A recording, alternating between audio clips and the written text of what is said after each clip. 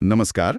आज हामी 2082 सालदेखि लागू हुने जुन कक्षा 9 र 10 को ऐच्छिक गणितको नयाँ परीक्षा संरचना छ नि हो त्यसमा अलि गहिरेर हेर्दैछौँ। खास गरी यसको विशिष्टीकरण तालिका र नमुना प्रश्नपत्रमा।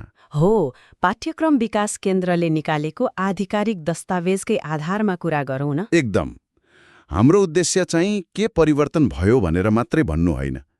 यो परिवर्तनले विद्यार्थीको गणितीय सोच अनि त्यो समस्या समाधान गर्ने तरिकालाई कसरी फरक ढङ्गले मूल्याङ्कन गर्न खोज्दैछ भन्ने केलाउनु हो। ठिक भन्नुभयो। यो खाली पाठ्यक्रम फेरिएको मात्रै होइन, यो त गणितलाई हेर्ने, बुझ्ने तरिकामै अलि परिवर्तन ल्याउन खोजेको जस्तो छ। पुरानो पारा मतलब खाली सूत्र रटे पुग्ने खालकोबाट अलि माथि उठेर अवधारणाको गहिराई र त्यसको प्रयोग महत्त्वपूर्ण भएको छ। हो त नि, त्यो त सुरुमै देखिन्छ। परीक्षाको संरचना हेर्दा पनि 75.3 घण्टा समय अनि 6वटा मुख्य विषय क्षेत्रहरू: बीजगणित, त्रिकोणमिति, ज्यामिति, भेक्टर, तथ्याङ्कशास्त्र अनि त्यो सीमान्तमान तथा निरन्तरता। तर सबैभन्दा अचम्म लाग्दो 40% भार चाहिँ प्रयोग तहका प्रश्नलाई। यो त ठूलै कुरा हो नि, होइन र? हो नि, यो 40% भार प्रयोग तहलाई दिनुको मतलब के हो भने अब गणितलाई कक्षा कोठाको हिसाब किताबबाट बाहिर निकालेर अलि व्यावहारिक, अलि जटिल अवस्थामा कसरी प्रयोग गर्ने भन्ने कुरामा जोड दिएको छ। यसले सायद विद्यार्थीको त्यो यो किन पढ्ने भन्ने प्रश्नको अलि चित्तबुझ्दो जवाफ दिन खोजेको होला। अनि अर्को कुरा, प्रश्नहरूलाई त्यो ज्ञानात्मक तह अनुसार पनि छुट्टाइएको छ: ज्ञान, बोध, प्रयोग र उच्च दक्षता। त्यो तह अनुसार ज्ञान, बोध, प्रयोग, उच्च दक्षता, यो अलि प्रश्न पार्दिनुस् न। छोटकरीमा भन्दा नि ज्ञान भनेको त सूत्र, परिभाषा सम्झने कुरा भयो। बोध भनेको त्यसको मतलब बुझ्ने, के भन्न खोजेको हो भनेर।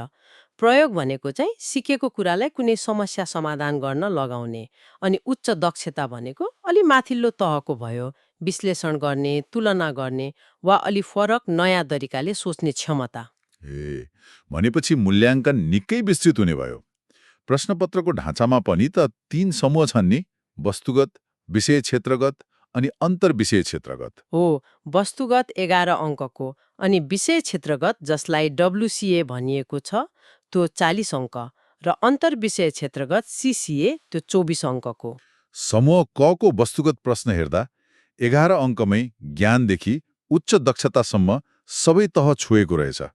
जस्तो कुनैमा भेक्टरको सुरुको बिन्दु सोधेको छ, कुनैमा बक्स प्लटबाट चतुर्थांश। हो, ती प्रश्नले अवधारणा कति बुझेको छ भन्ने जाँच्छन्। अनि समूह ख त्यो विषय क्षेत्रगत CCA मा चाहिँ एउटै विषयभित्र फरक फरक तहका प्रश्न, जस्तै त्रिकोणमितिभित्रै सजिलो रूपान्तरण सोध्ने बोधदेखि लिएर मान निकाल्ने वा प्रमाणित गर्ने प्रयोगसम्मका। यसले के थाहा हुन्छ भने एउटै टपिकमा विद्यार्थी कति पोख्त छ त। हो, त्यो त तर्कसङ्गत नै लाग्यो। अब आयो सबैभन्दा चाखलाग्दो खण्ड, समूह ग, अन्तर्विषय क्षेत्रगत CCA प्रश्नहरू। यसले त गणितका फरक फरक हाँगाहरूलाई एकै ठाउँ न पो ल्याउँदो रहेछ। एकदम, यो साँच्चै महत्त्वपूर्ण छ। नमुना प्रश्नमा हेर्दा एउटा प्रश्न 14 मा त रेखाको समीकरण, ज्यामिति, सीमान्तमान, लिमिट अनि फेरि असमता, बीजगणित सबै मिसाएर सोधेको छ। हो, त्यस्तै अर्को प्रश्न 17 हेर्नुभयो भने त्यसमा ज्यामिति, भेक्टर, परिक्रमा यति मात्र होइन, छिरिङ र पेम्बाको तर्क वितर्कको विश्लेषण पनि गर्नुपर्ने। ल हेर्नुस् त, यसको मतलब के हो त? विद्यार्थीले पुरै गणितलाई एउटै सिङ्गो विषयको रूपमा हेर्नु पर्यो। उद्देश्य नै त्यही हो। गणितका अवधारणाहरू छुट्टा छुट्टै छैनन्, एक आपसमा जोडिएका छन् भन्ने देखाउनु। यसले विद्यार्थीको समग्र गणितीय बुझाइ अनि समस्यालाई विभिन्न कोणबाट हेरेर समाधान गर्ने क्षमता जाँच्दछ। यो अलि चुनौतीपूर्ण तर अर्थपूर्ण छ। अनि यसमा त्यो दृष्टिविहीन विद्यार्थीका लागि वैकल्पिक प्रश्न र प्रश्न बनाउँदा सन्दर्भ दिनुपर्ने नियम पनि रहेछ। हो, त्यसले परीक्षालाई अलि समावेशी र व्यावहारिक बनाउन खोजेको देखिन्छ।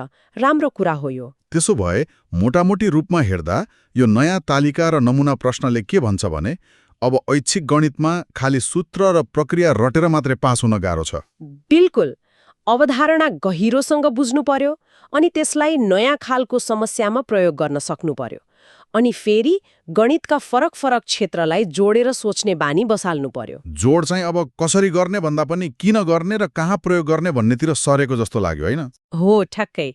अवधारणा र सान्दर्भिकतामा बढी जोड। यो गणित सिकाइ र मूल्याङ्कनमा मलाई लाग्छ एकदमै सकारात्मक परिवर्तन हो। एकदम। यो सबै छलफलपछि एउटा प्रश्न चाहिँ मनमा खेलिरह्यो। जब मूल्याङ्कनले यसरी ज्ञान, बोध, प्रयोग, उच्च दक्षता भनेर स्पष्ट तहहरू छुट्याउँछ, तब यसको तयारी चाहिँ कसरी गर्ने होला? यो महत्त्वपूर्ण प्रश्न हो। कि अब विद्यार्थी र शिक्षकले के पढ्ने भन्ने विषय सूचीमा मात्र ध्यान दिएर पुग्ला कि सिकेको कुरालाई कुन कुन तहबाट सोच्न सकिन्छ, कसरी विश्लेषण गर्ने, कसरी फरक अवधारणाहरू जोड्ने, यस्तो तरिकामा पनि केन्द्रित हुनु पर्यो? निश्चय पनि दोस्रो कुरामा बढी ध्यान दिनुपर्छ जस्तो लाग्छ। यो साँच्चै विचार गर्नुपर्ने कुरा हो समयका लागि।